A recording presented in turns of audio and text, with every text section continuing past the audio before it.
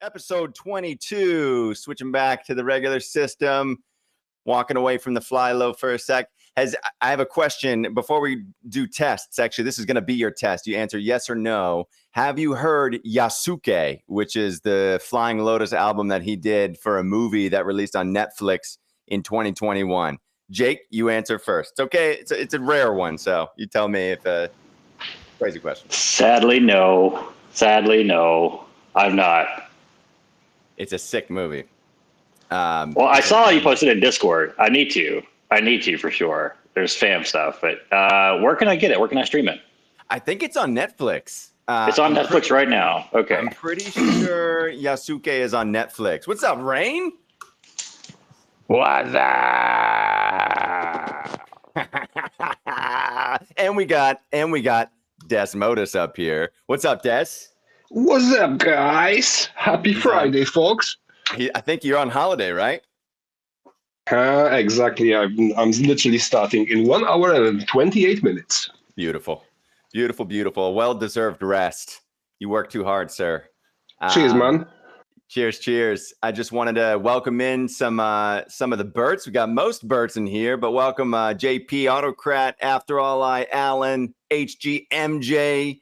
One of the busiest people I know is MJ, so thank you for making the time, my friend. K. Russ, Addy, welcome everybody. This is Space from the Deep, episode 22. Happy Friday. It's been a crazy week, but I think we've got a few things to chat through today, but there are a few key points that I wanted to talk about. One was about a script that we received just kind of out of nowhere yesterday, which I thought was pretty cool. So I kind of wanted to talk about that with Rayn today because it was absolutely banging. I read it twice. I thought it was incredible. If you haven't gotten a chance, actually, just letting you know, if you haven't joined our Discord, you should definitely do that. And then if you go into our general chat, you should check out the script that Rayn dropped into our general chat. I think it was yesterday. He spent like all day yesterday working on this thing. You can tell that like you wrote this. This is your voice. And it's a really beautiful thing to hear someone's voice in this peculiar way. But it's like it's like close to my heart too, because it's like takes place in a city. It's like it's so good. It's quintessential innocent Ebert doing crazy stuff. And I have that in my back pocket. I think it's like maybe it's something that we can make one day as like an offshoot short or like something like that. I thought it was hysterical. So well, yeah, what gave you the inspiration, Rayn? Was it something happen in real life that you're like, this is perfect for Ebert? Dude, no. Thank you for the kind words, man. First and foremost, honestly, I was just in the shower. I was in the shower with there's something about the shower. I don't know what it is, but all my greatest ideas, come when I'm in a shower. And I made a pact with myself that like any good idea I have, I will act on it immediately, no matter what. So the idea came and it just started pouring into me while I was showering. And then I was like, fuck it, I gotta cook. So like, yeah, if you haven't read the screenplay, it was a lot of fucking work. It was a lot of work. Now I will say, I only used AI for the organizational of it because I didn't know how to do like a screenplay. Basically, like wrote it all out and did it. But like, it was just so fucking like Reggie, the name Reggie it just came to me as like the most wild New York, kind of scamming, hustling kind of guy. And then Bert, I was sitting there, I was like, man, dude, like Bert would just be so funny, just so funny if he just was in New York, in the streets and he was just exploring this shit. And so like, I was doing it and I was like, well, how could Ebert talk though? Like he can't talk, so how would he communicate? And I was like, all right, fuck it, an Etch-a-Sketch. He'd probably be damn good at an Etch-a-Sketch. He'd probably be amazing at it, And I was like, because like in my mind too, because I didn't know how to write it out either. But like at first, it was like Ebert, like he draws like the Mona Lisa or something on a fucking Etch-a-Sketch, Actually, let's do this, Bert. Let's do this. You want me to just read this script? You want me to read it? You could if you want to. It's a lot to read. It's my favorite part was. Yeah, you do the part you like. I like the interrogation room. I really like the end. I like when, like, I loved all of it. So it's hard not to read all of it because it kind of flows. It's kind of like there are multiple instances of people basically encountering Ebert here. I love the innocence, the what is a cop part where he's like, I don't, and he's like, all right, you're coming with me. You come with me. Like, You might be able to get me answer. rich. It's just really good. I think that I think what's cool about it, and when we've done a couple of Birdathons that have kind of inspired people to write, like a lot of really write. Like I remember Strive we did like, okay, what's Ebert's origins? And a lot of people like really wrote something real. A lot of which I still have, and a lot of which I've saved from those Birdathons because the writing itself was so good, and it was just so exploratory too. Like I've never really even thought about Ebert in this way, but I don't know if you've ever seen like The Fisher King. It has like that kind of like city, like kind of edginess to it. It's like things aren't clean. Like he's talking about the guy eating a hot dog on the street. Like it's very city. It feels like a Terry Gilliam thing. It feels like this is something that came from your brain. And I just love it. I think that the Etch a Sketch thing is actually like it's something that I never thought about. And that's what I think when people contribute writing and like they contribute their ideas, like it generally, more often than not, like almost like 100% of the time, it makes me think about my own writing in a different way. It makes me think about the way that I communicate with Ebert in a completely different way. Like, oh, that is something that he could do, or that is something maybe he would do. So it's like this kind of, people talk about on X, they talk about like this kind of amalgam of ideas that we're all kind of part of this like IP and building it and helping it evolve and growing. And it's really true. Like it really is true. I think that so many new ideas have come just from launching in crypto, like it, and building a community around it. So no, I could read an excerpt. Let me do. It's hard to jump in. Like I would want to do the interrogation room, Rayn, but like if you need to know who Reggie is first. So that's true. That's true. Let me do maybe I'm just going to do the open. All right. I'm going to do the open. I'm on it. I'm on it. I'm nervous. Unless you want to read it. No, this is like an author doing their own, audio book. So it's completely up to you. This is like my baby, like my first ever, screenwrite. So I'm nervous. Hell no, I don't want to do it. First time ever? Terrified. Yeah, it's the first one ever. And it's a Discord exclusive. So if you want to read the whole thing, you got to join the Discord. Discord exclusive. The Discord exclusive for the birds, baby. It's good. No, I think it's great. It's like, it's short and sweet. Like I could see this being like a 5-minute thing, like a 5-minute thing. It's like really simple. And I don't know. I could play some music with it. I could do just straight up read, but it's maybe I'll do a little music. I don't know. Let's do something from yeah. I got it. Let's see here. Can you hear that? No, I don't hear shit. I can't hear it. All right, whatever. Okay. Oh, hear it. I hear it. Oh, I hear it now, kind of. Maybe the music will be hard.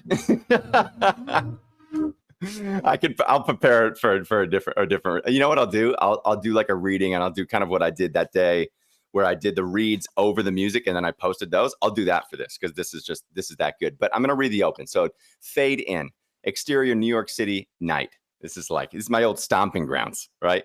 The streets of Manhattan buzz with energy. Neon signs flicker. Pigeons commit petty crimes. Street vendors argue about the price of questionable hot dogs. And somewhere, deep in the heart of the chaos, electricity crackles. Exterior telephone wire above the city. A lone, grimy pigeon perches on a frayed electrical wire, pecking at something that is decidedly not food.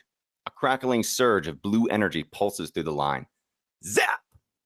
The pigeon is launched off the wire, spinning through the air like a rotisserie chicken before crashing onto the sidewalk, feet twitching. From the spark where the pigeon was, a small, glowing blue figure begins to form. It twists, flickers, and then, poof! Ebert lands on the pavement. A strange, wide-eyed little being with glowing blue skin and an aura of pure, unfiltered innocence. Exterior street corner.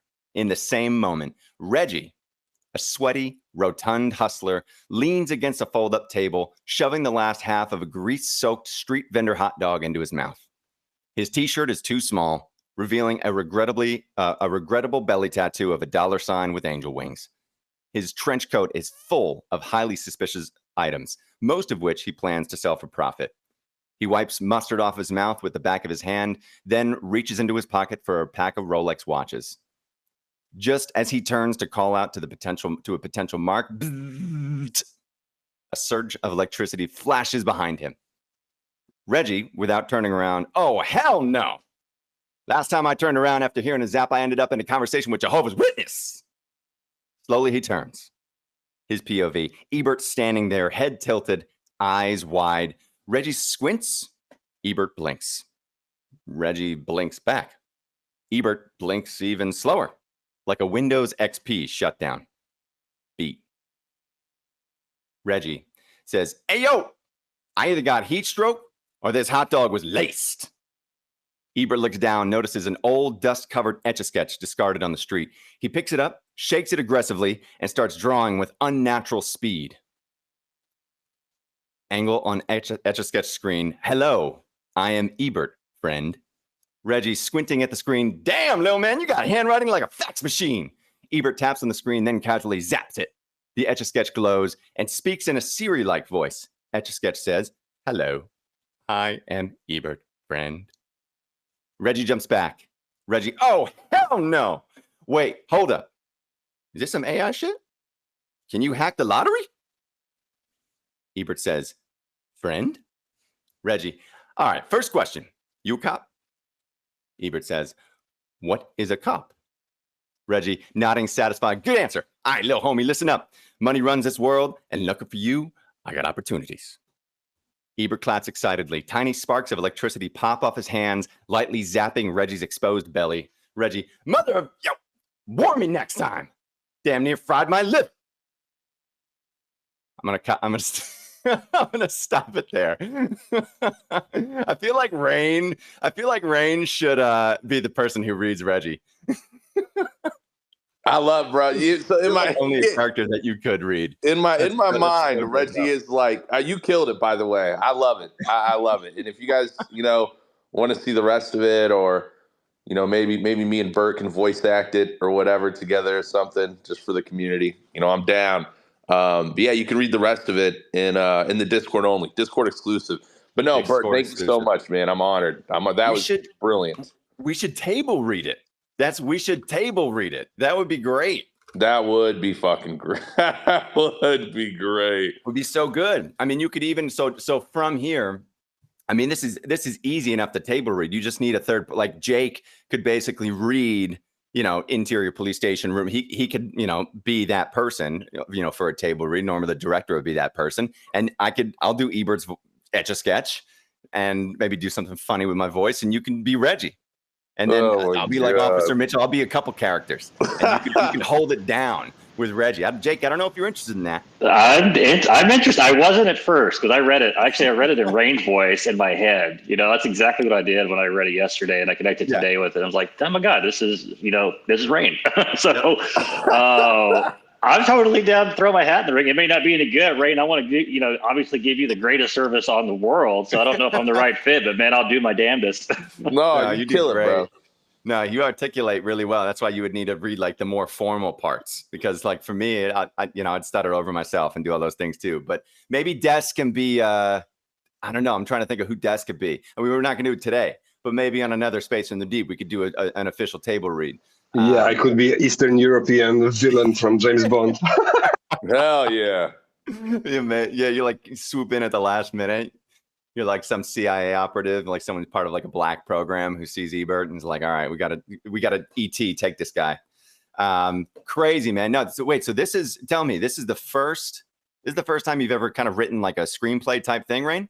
Yeah, man. Yeah, first ever screenplay. Like obviously, like, and the interesting thing is like, I don't know if the correlation here is anything at all, but like, so yeah, I was inspired too by like, so I haven't been a part of like the last 2 Bertathons, and also I was just like, all right, man, fuck this shit. I'm dick swinging. All right, I'm showing my Ebert pride and love. I don't even know what the fuck, Bertathon we got going on? I'm doing my own fucking thing. I'm coming in hot. And you made up a birdathon of your own. That's the beauty of yeah, it. man. And so Your own like, birdathon. yeah, I've never written, a screenplay. I was extremely good. So obviously I've written like a lot of songs, right? And I've always been very good, like, go back to college and high school, that stuff, really good at just writing in general.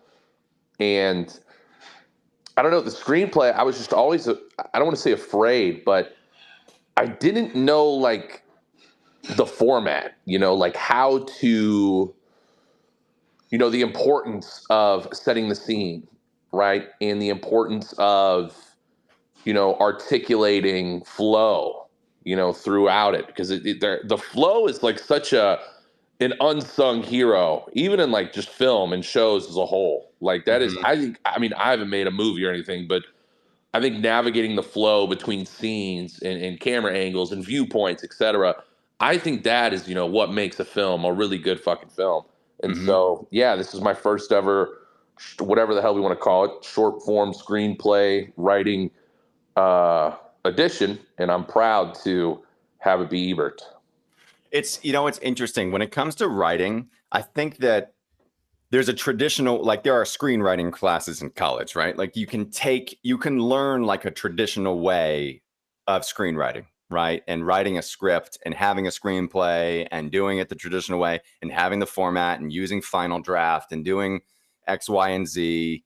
There are frameworks that people can teach, and there are frameworks that people can learn, and then kind of, I guess, like retrofit their own style into that framework. But I think that what I'm going to say is that any sort of a framework will, I think, change your approach to your own writing. If you feel like you have to fit within a framework at all.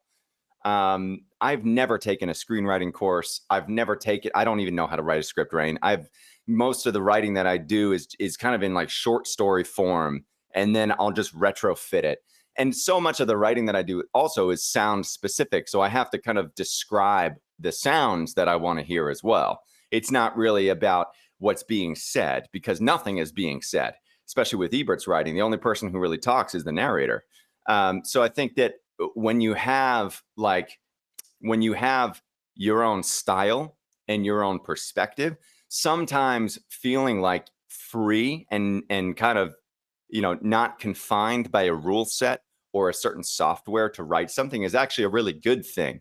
I think that the best references that I can come up with were like the John Krasinski thing on A Quiet Place. Like, I don't know if you've ever seen the script for A Quiet Place, but there are whole pages that are just white.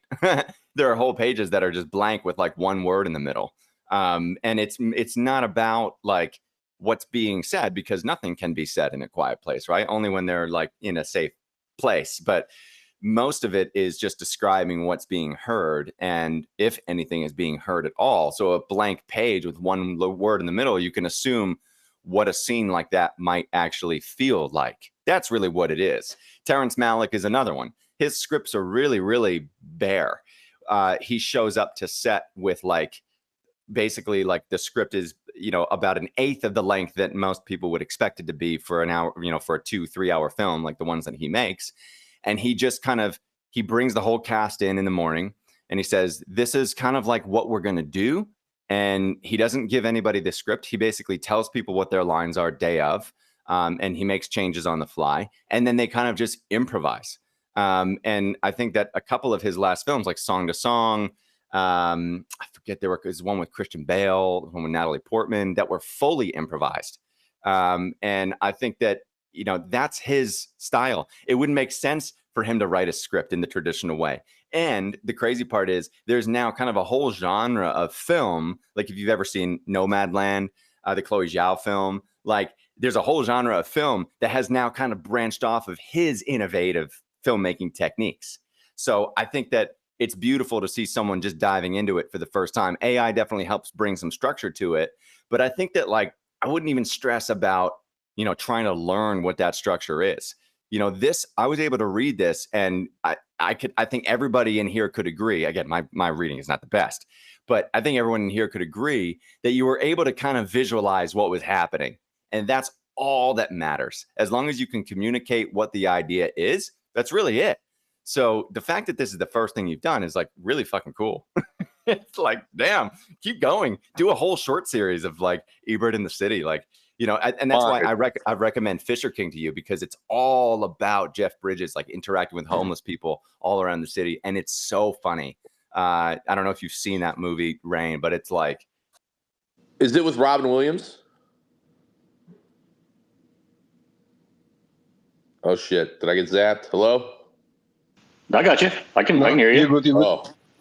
I think Ebert got zapped. Oh, Ebert got zapped. Well, Jake, do you know, does Robin Williams, is he in that film, Fisher King? I don't know, man. I'm really sucking in the film department lately. So, yeah, I love how you're like, hey, have you seen this? I'm like, no, I haven't. Yeah, no, it's okay. It's okay. I think I have seen it. I can't remember. I got to look it up now. I got to know. Because I saw, yeah, what's up, Jake? I was going to say, every time like I am in the Bay Area, I always go underneath the Robin Williams Tunnel Bridge. Have you been underneath that bridge? I have not. I always go back to, was it Field of Dreams with Robin Williams? I always go back there with him every time. And I'm in San Francisco anywhere between 2 and 15 times in a given year. And I always take this bridge, and I always have this moment with Robin Williams that like Field of Dreams just really touched me. Like it really touched me. I don't know if you've seen that recently, for probably an early 90s movie when it came out.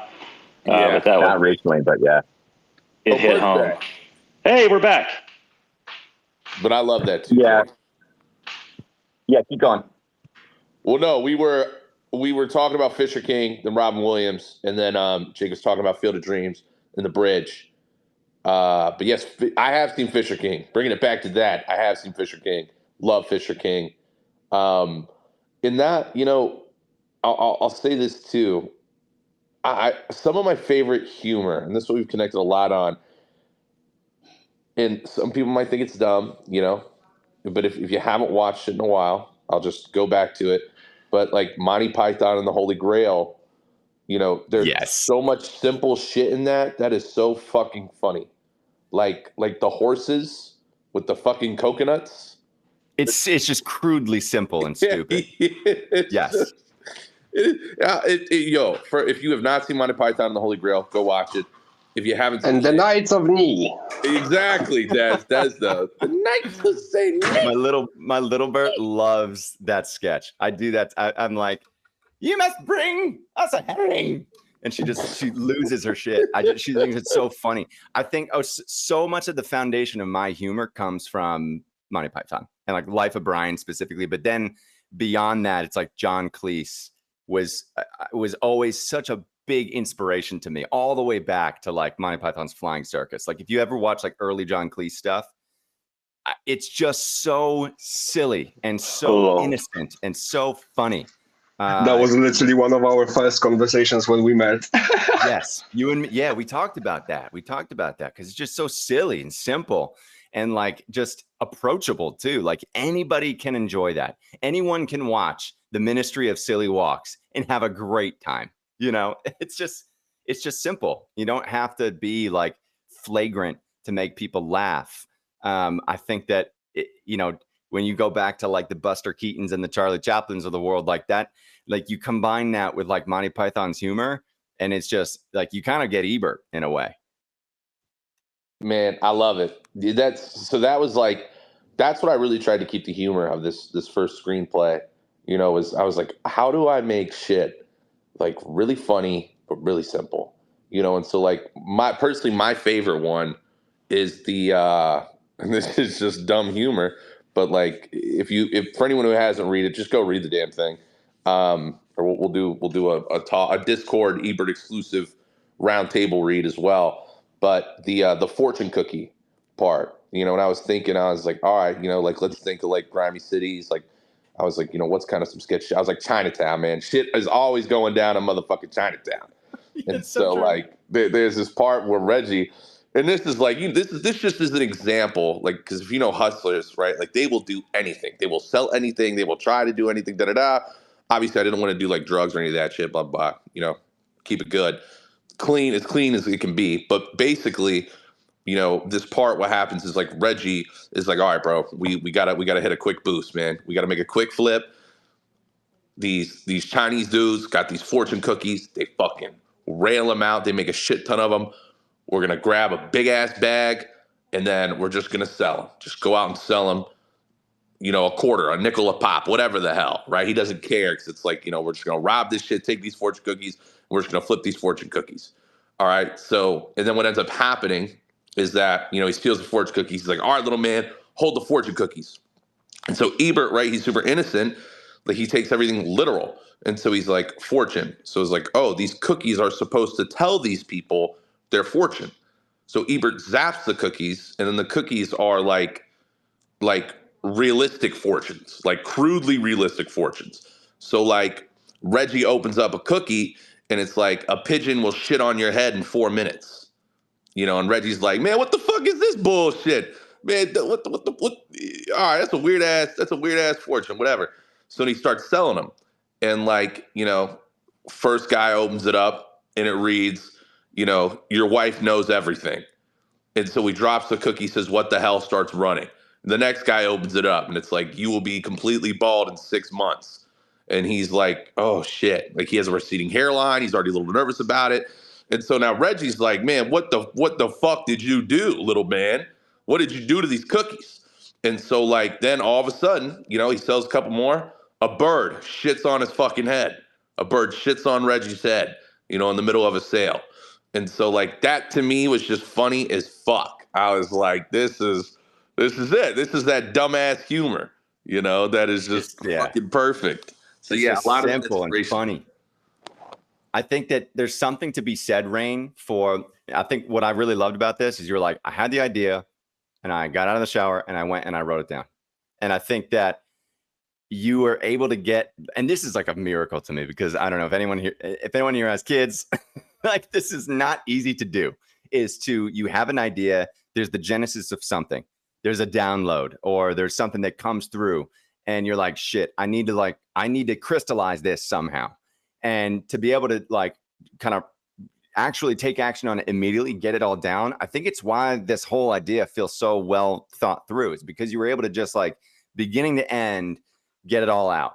And I think that there's a lot to be said for like acting, like Uncle Mike was talking about this. He was like, I don't know where good ideas come from, but they leave quick. They leave just as quickly as they come through. And I think that there's something to be said for like how fast you have to act and how fast you acted, Rayn, for just getting this all out, because it feels very true, if that makes sense. Like there's a lot of truth behind the idea and it's like really pure. And, you know, it's not like tainted by 16 other things that you had to kind of weave into your day to get this thing down. You just did it. And I think that as simple as it is, like I would just recommend everybody in here, and I don't think that anybody is like beyond this, that if you have a good idea, do the very best you can in that moment to crystallize it. Do the very best that you can. Even if it's like, okay, I'm just going to write in the notes app on my phone real quick. I got like, you know, I'm like on the toilet and I've got like 5 minutes. Write it down fervently, like literally just get it down, because basically like that idea is never going to be the same again. If anything, that's the beginning. That's the seed that you just received. It's a gift from probably a higher version of yourself. So it's like, it's kind of like your responsibility to do whatever you can to just jot it down somewhere, whether it's a journal or typing, drawing. It's like you have to just crystallize it. And this is a perfect example of that, because you can tell like this was an idea he had. He just did it right away and just went. And it's kind of one of the reasons I've really enjoyed putting the Birdathon on a timer. Is because it forces, it's not because, you know, we don't want to run them over the course of days or even the course of 24 hours. Speed forces people to be creative, even if it's in finding creative solutions to finding the answer. If it's, you know, if it's figuring out how to be creative to prompt AI in the right way, which I know a lot of people here use for the birdathons. That's totally fine. It's really up to, we're kind of forcing ingenuity. And it's almost like it's like practicing being creative is like put yourself on a clock. So in a weird meta way, that's really what the birdathon is for. It kind of forces people to be creative, and it forces people to kind of be creative on a clock. So it's a perfect example of that. Before we jump forward, I wanted to announce for today, we didn't do a birdathon this morning. We didn't run one. We're going to do a giveaway on the space. So we'll do 2 Berts. They're each going to receive $22 in Ebert each. So we'll announce that probably toward the end of the space. We're not going to force you to stay on here the entire time, but we only usually wrap for about an hour. So these spaces are short and sweet. And we need to jump over to the base Chad space right after this. So if you guys want to double down, if you wanted to hang with us, we're going to be jumping over with base Chad HQ. I think that they're going to go live. Rayn, correct me if I'm wrong, but in about 25 minutes, 30 minutes. So I think that we're going to be jumping over there right after. He canceled it. Oh, shit. Yeah.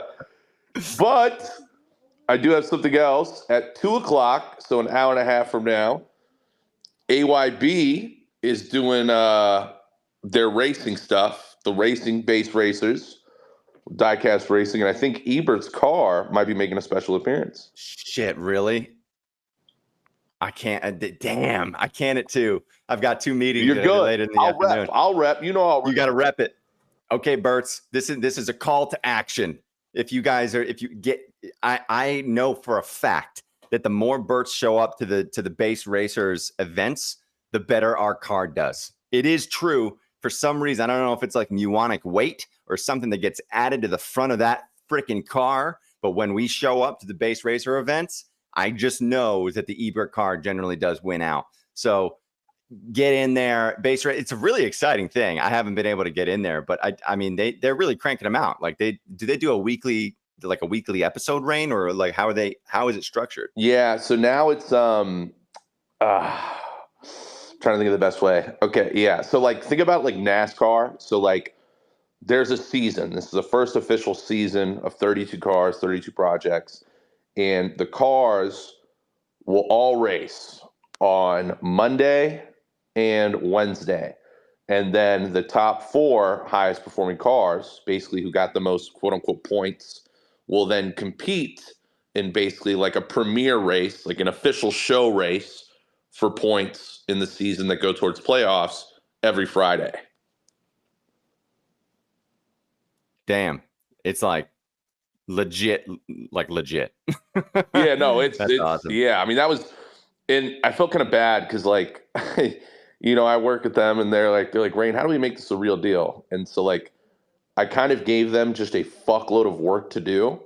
And I was like, well, like, they're like, because they were like, we want people to start like taking this, serious. And I was like, well, then you got to make it serious, man. You got to fucking, do this shit the right way then, have fucking time trials, have fucking, all these different analytics, have a run of show. I had to teach them a run of show.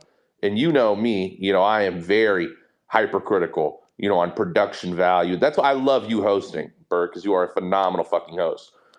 And, thank you, dude. Like run of show, like when it comes into like, on stage production, right? Like you have the intro, and then you have, these scenes that'll come into play with, different sounds and effects and visualizations, and then it feeds into then like, welcome all to Base Racers, folks. I'm your host, Renegade Rayn Raps, coming in hot, and we got an electric show coming here for all you today. You know what I'm saying? And then it feeds into the cars. It's a very, very good show that I'm very proud of. I've had to teach them, though. I will say they're not perfect yet. I've had to teach them full multimedia production and kind of like basic cues to switch scenes and all that. But it's getting there. It's getting there, and they have a lot of pride, and I'm proud of them. They've definitely made it legit, and it's only going to get better and better. One thing I will give you a teaser, though, that you'll love, Bert, some alpha. I was talking about this. And Jake, this is probably right up your fucking alley, actually. I bet you loved this as a kid. Did you guys ever watch, what the fuck was it called? Like the Battle Bots on MTV? Oh, yep. yes. Yep. Yeah, okay, right? The coolest shit ever. If you guys don't know what it is, it's like basically teams will build like these robot RC car things, and it's a fight to the fucking death. The battle bots literally fight each other to the death. And it is the most electric. Awesome. Buzzsaw. Yeah, Yeah, exactly. It's fucking crazy. exactly. It's crazy. So So too. I actually talked with them and we secured a pretty big investment that we're going to be doing. Like we're going to be doing battle bots, with AYB. So Damn. Bert's can have a battle bot. I've already got it reserved. Bringing it back. You can just know what Bert's battle bot's gonna. I mean, the powers is gonna have, like whirlwind, lightning storm. That's sick. That's so cool. They're really trying to be kind of like. I mean, that's the thing. Like, it needs to feel real. Like what you're saying. Like, if it's a show, it needs to feel real. It's like one of the reasons that, like, for you guys, I was always gonna ask, like, should we do like they use like Restream, right? And Restream, you can stream directly to X.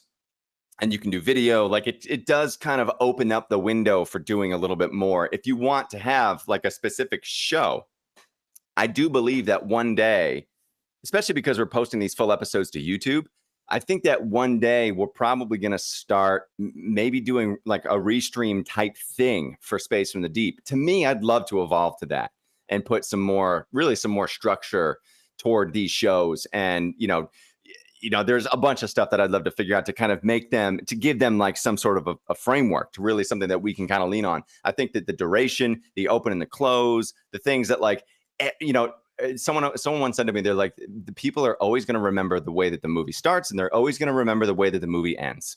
And the stuff that happens in the middle, yes, he said, but the majority of the population will probably remember the end and the beginning more than anything else. How did that stuff make them feel? And this is a really, really weird correlate to kind of to tie to it. But if anybody knows this in here, I used to own a gym in New York City. I used to own a CrossFit gym.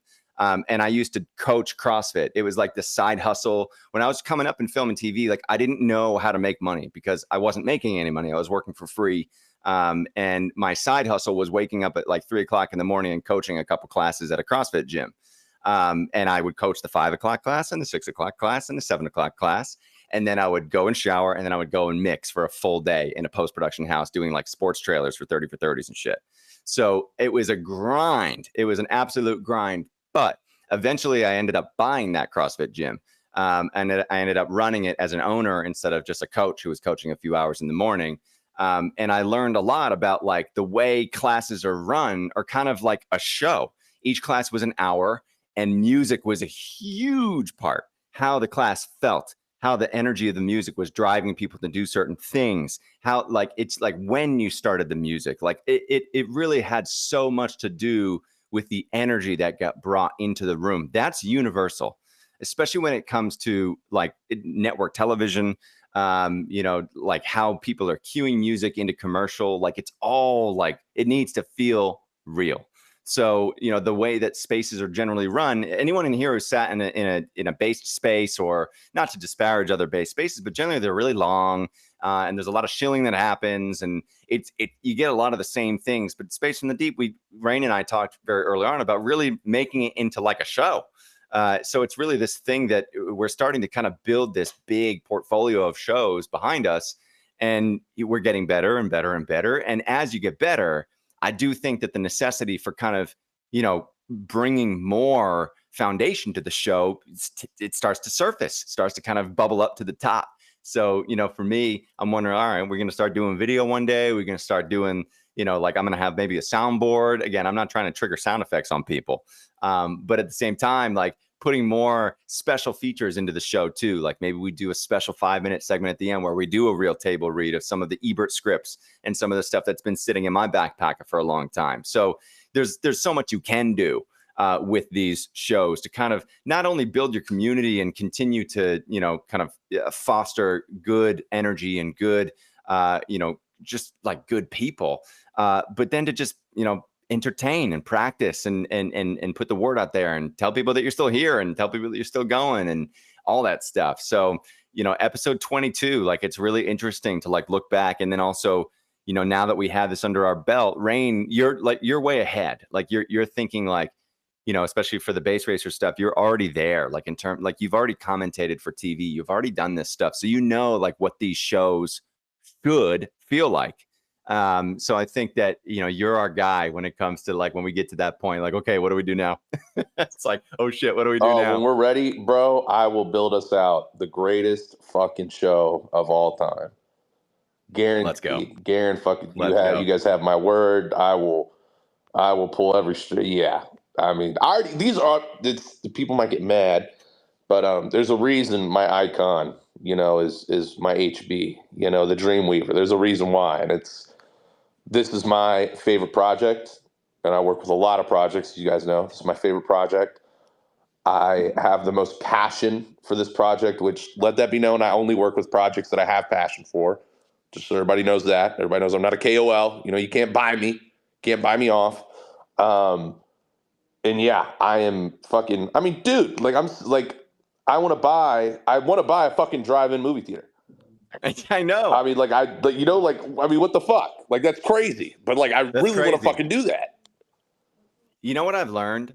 I feel like in order to, like, there's a sense of being delusional to a point where no one can fucking tell you if you can or can't do the thing that you want to do.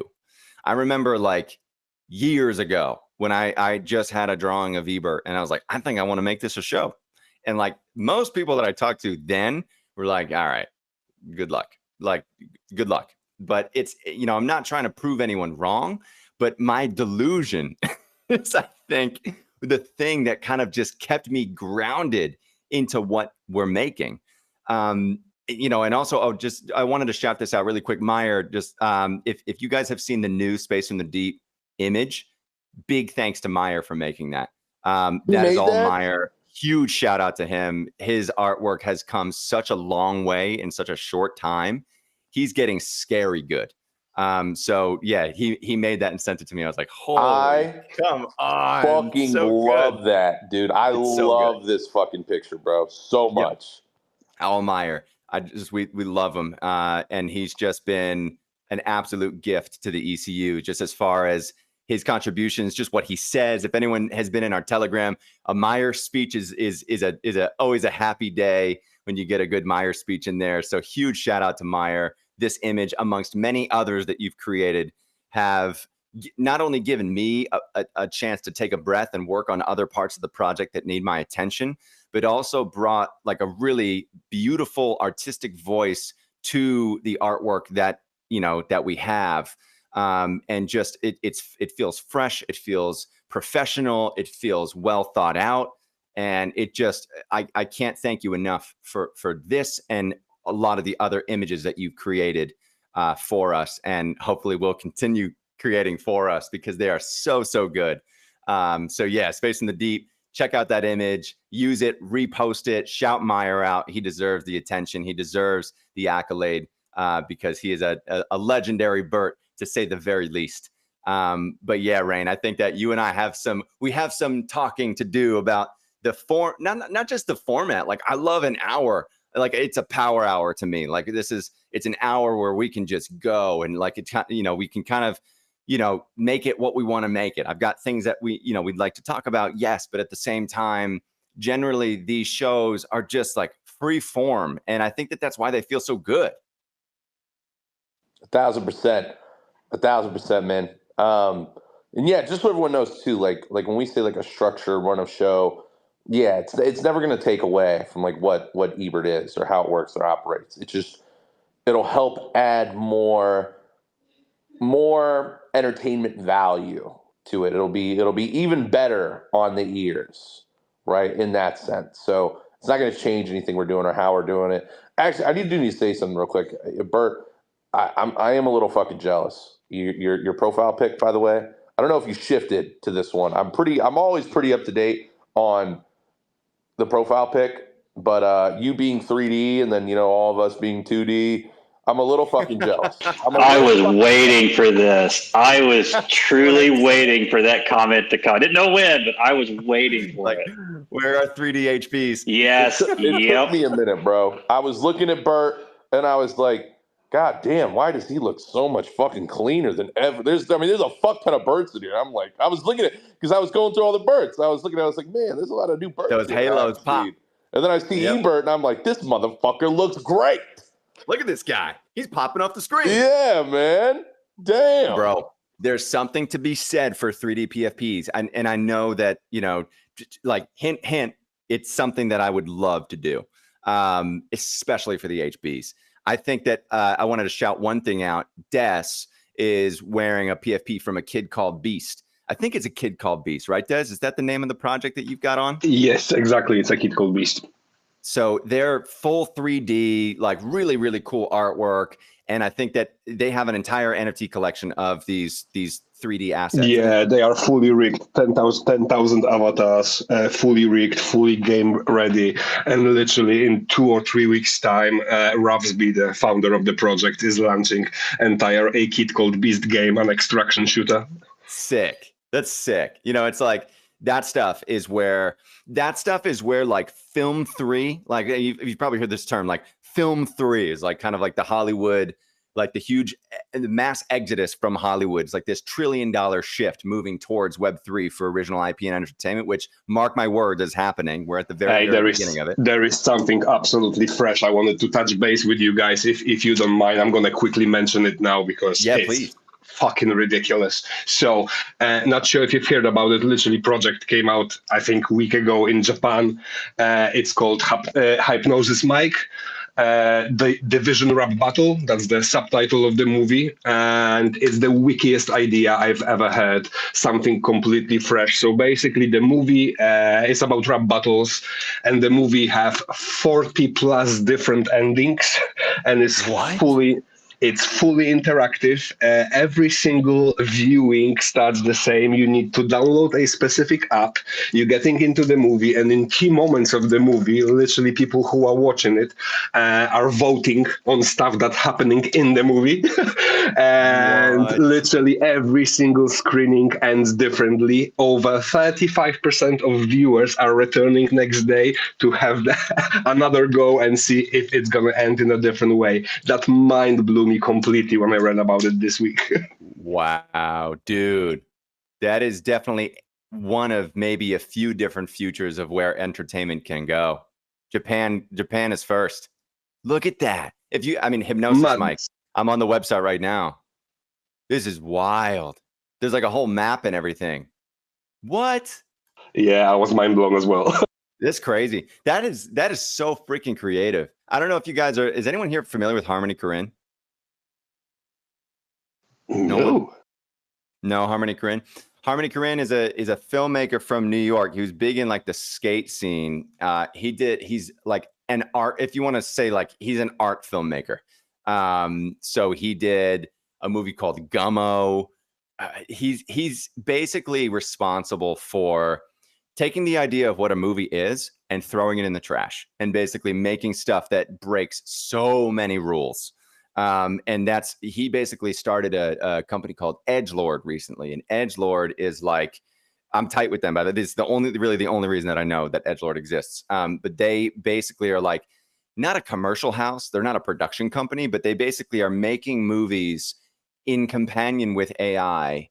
But their turnaround times are like fucking insane. Like they can make a feature film in like a couple months. Because they're using AI and they've kind of programmed their own AI models to help them make a feature. But it's like a scripted feature that they write, develop, they pre-pro everything, and then they'll make it. They're doing, it sounds kind of similar to this, Des. They're doing kind of like this hybridization of like gameplay where like it's almost like a choose your own adventure type thing with the movie. And I think what they're doing is doing it with like live audiences. So the live audience is kind of determining where the movie goes. And then they're filming that interaction and making something out of that. So it's kind of this like self-reciprocal content machine that is like using AI in like really creative ways. But I mean, their stuff is wild. Like it is just, they were at TIFF this year. They had I forget what the film that they brought to TIFF was. I think it was called like something fucking crazy. It was Aggro Drift. If you guys have ever seen the trailer for Aggro Drift, it basically takes what movies are and basically it shows you something completely new. And Des, that's a really cool shout out. I'm going to check out this hypnosis mic thing, because it sounds like there are people now who are making stuff that have accepted that the wave of AI and technology that AI brings to the table is going to be a companion to the filmmaking process, and have gotten on the wave, as opposed to like, some of the OGs who are hating on it, saying like this, it's taking human jobs and all this bullshit. It's like, no, you just have to learn how to use it and make cool shit with it. Like, you have to get on the wave. You literally have to get on, because it feels like you are not hypnosis like I was always saying that behind every single amazing AI creation, there is amazing real person that basically created the prompt, that had an idea. So like with me, like, let's be honest, I'm using AI a lot. But why I'm using AI a lot? Because English is not my first language, and I have shit tons of ideas, but sometimes those ideas are not English correct, if you know what I mean. And I love to throw it into AI and polish it. Yep. It's great. I mean, it's a tool. You have to look at it like a tool. And Ebert, a lot of the ways that I've been able to communicate certain things visually that sometimes I just can't.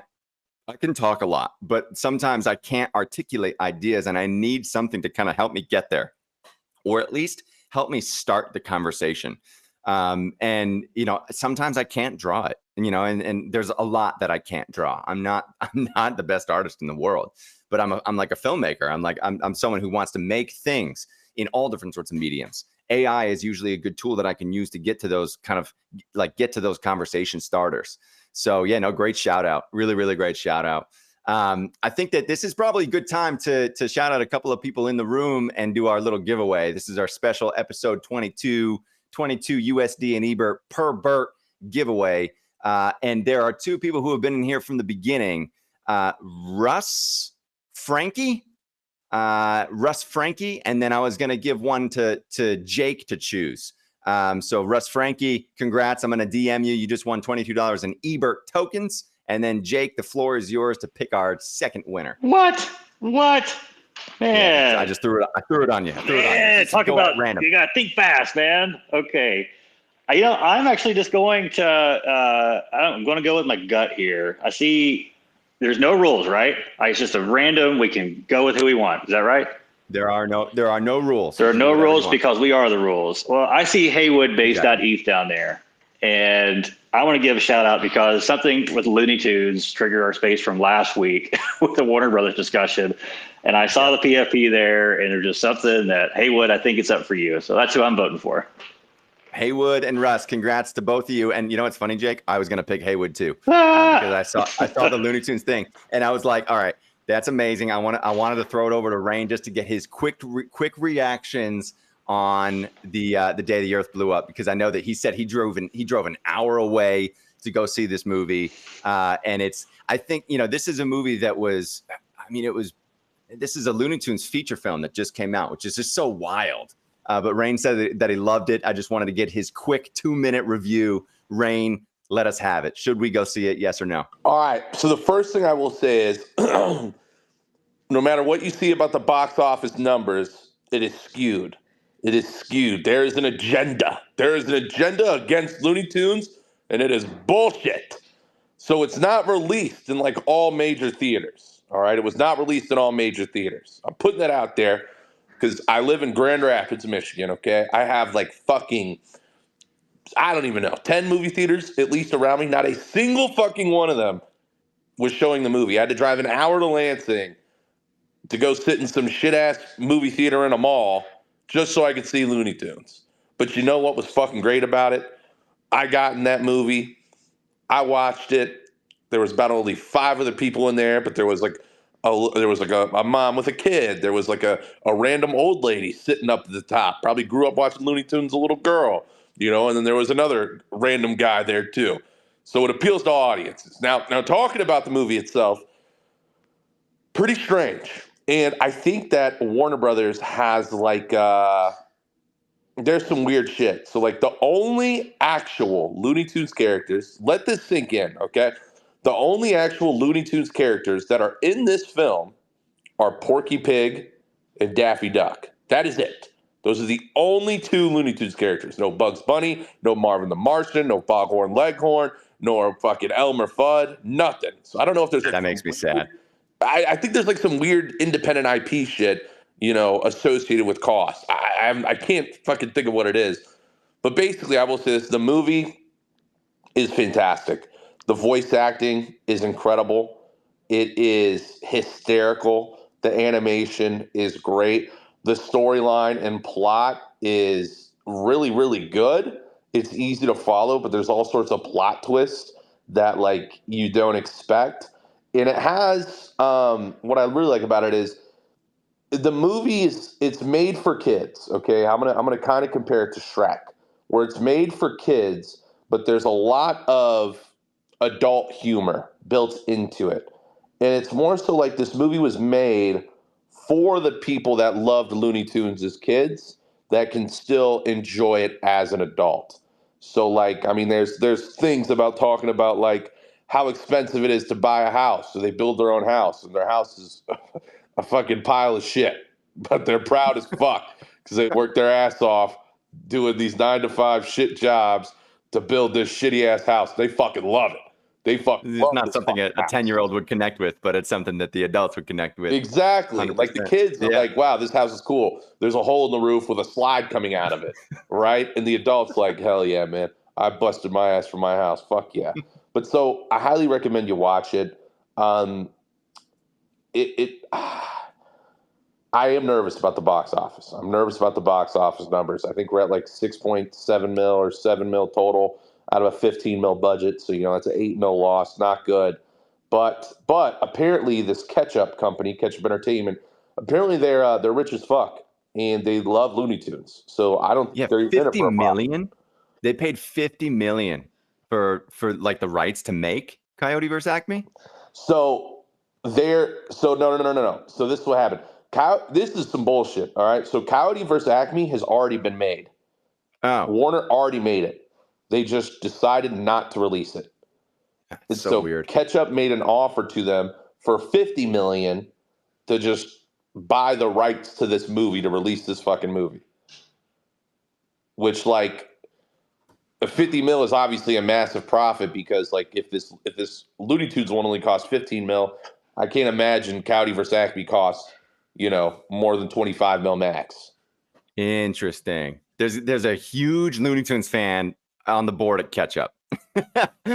Yes. Someone I'm all loves for him. Looney Tunes. I don't know at who he Ketchup. is, but I fucking love that guy. I love that guy. Thank you, person who spent $50 million to basically just to release a film. Like that's the funny thing. I checked out Ketchup when you mentioned this, and I was like, okay, they haven't made. I think that they've only made like one animation ever. I was like, wait. How does this even work? Like, what do they do?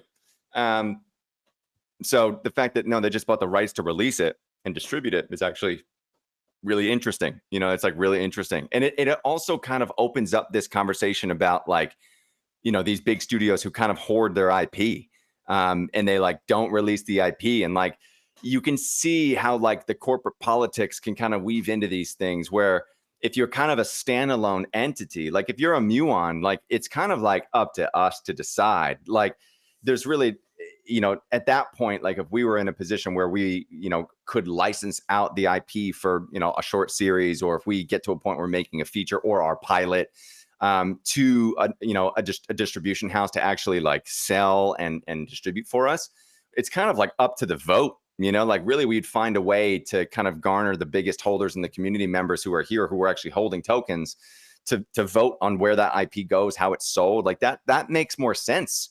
So, that's interesting. I want to go see it again. It's really hard for me to get stuff here. So I have to find screeners and like hit up people that I've known to like send me screeners for this stuff. I should have told you to bring like film it on your phone at the movie theater, Rayn, and send it to me. But I'm glad to hear that you liked it. Hey, I got you. There's definitely some I don't know if I want to say it. There's ways to watch it. MJ. MJ is also a wizard when it comes to this stuff too. Bet. He can basically find anything. But no, this is I wanted to get your quick review just because, again, a lot of the humor, a lot of the stuff that like Looney Tunes made, like I know that it sits within my memory. Like it's definitely core memory stuff. So it's just cool to see that like this IP is still finding the light of day. The lifetime for these franchises have taken on many, many iterations of themselves over time, decades long, and still making money for the people who created them, still, you know, printing checks for people who were the first animators. I'm sure that they get royalties checks every single time a deal like this goes through. So it's just, you know, you really see the beauty of original IP kind of playing out. And I think that that's, you know, that to me is a really cool thing. It's a cool thing to bring to light. And big shout out to Haywood for repping the Bugs Bunny PFP on there. But that's all, folks. That's basically all I have. But Jake, I don't know if you had anything else you wanted to throw in. Rayn, I don't know if you had anything else. I was just going to go bedeep. That's all, folks. What? Doesn't do the Bugs Bunny thing. Bedeep, and that's all, folks. No, that's Porky Pig. Porky, yeah. Oh, come. Okay, I've been had. I'm going to go into my dunce corner. No, That's stop. the ultimate zap. That's an ultimate. Got anything? I will say there's an origin. I go see the fucking movie. I'll see that. But also, the origin of Porky Pig's stutter is revealed in this movie as well. What? No, that's Yep. The origin of the origin of Porky Pig and Daffy Duck. That's actually in this movie.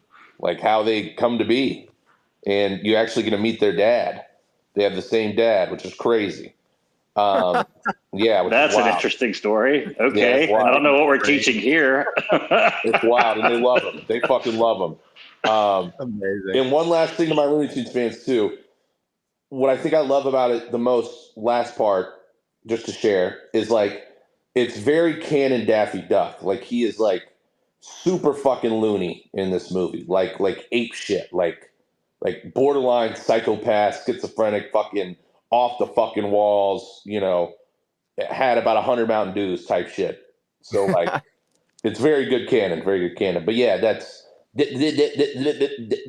all, folks. All right, everybody. Thank you for being here. Thank you for joining us. Episode 22 of Space from the Deep. Russ, Haywood, congratulations. I'm going to get you guys in the DMs. Congrats on the Bert giveaway. That was our Bertathon for today, but we'll see you next week for episode 23 of Space from the Deep. Maybe we'll do a video. Maybe we'll do something different, but we're talking. This show is growing. Check it out on YouTube in full if you guys missed the beginning, and then spread that link around. Tell people what they need to know, and we'll see you in the ECU. Thanks, everybody.